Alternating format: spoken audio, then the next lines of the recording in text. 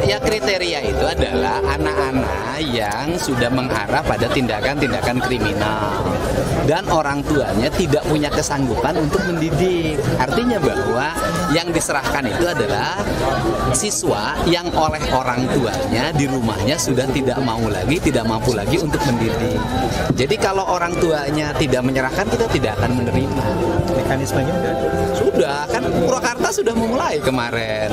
Itu kan orang tuanya datang ke Dinas Pendidikan, kemudian ke Bupati, kemudian berkumpul di Kodim, kemarin kan langsung dimasukin ke Barak Stirayuda ya, Resimen 1 Stirayuda Kostrad.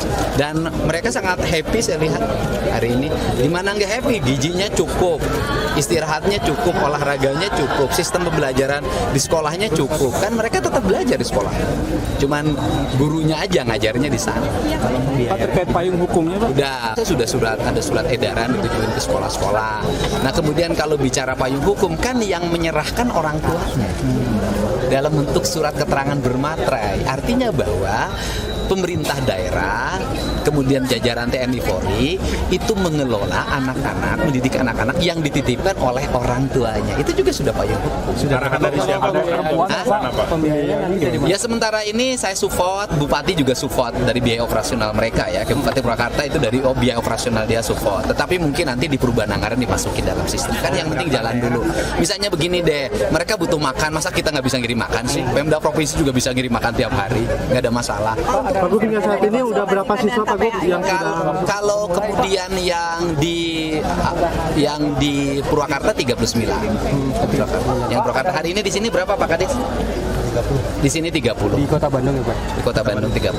Pak, ada rencana buat siswa yang agak gemulai Pak, seperti apa ke depannya? Ya kita satu-satu dulu deh. Ya, di komentar di media sosial, Pak Gubernur, anak-anak yang gemulai suruh pendidikan militer biar tegap. Ya bisa saja, gitu loh. Yang penting kan ini fokus dulu deh. Yang bikin resah karena kriminalnya udah pembunuhan bagaimana sih? Oh, untuk konsepnya udah dikonsultasikan dengan KPAI?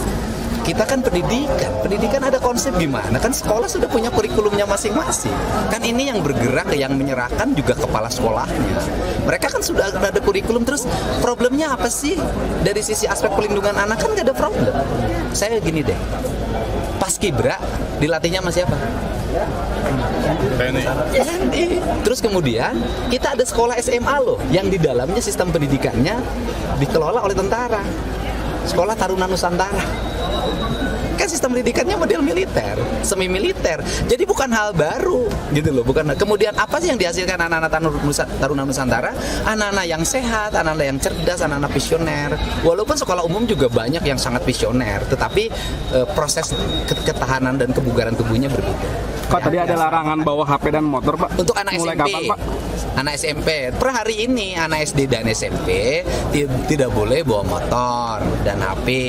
Untuk anak SMA itu yang belum cukup umur tidak boleh bawa kendaraan bermotor. Kan itu undang-undang lalu lintas. Selama ini penegakannya tidak bisa berjalan. Kenapa? Ada keraguan tindakan di lapangan. Pak, tadi yang sidang itu kan di depan tuh Bapak SMP bilang. Nanti untuk yang seperti dirindam ini tingkat SMP atau SMA? Yang direndam SMP sama SMA. SMP sama SMA. Iya, SMP. Nginep, masa pulang pergi? Ya tergantung perkembangan pertumbuhannya. Nanti kan disesuaikan. Bisa jadi ada yang sudah sebulan udah bugar, udah baik, ada. Bisa jadi ada yang 3 hari baik, ada.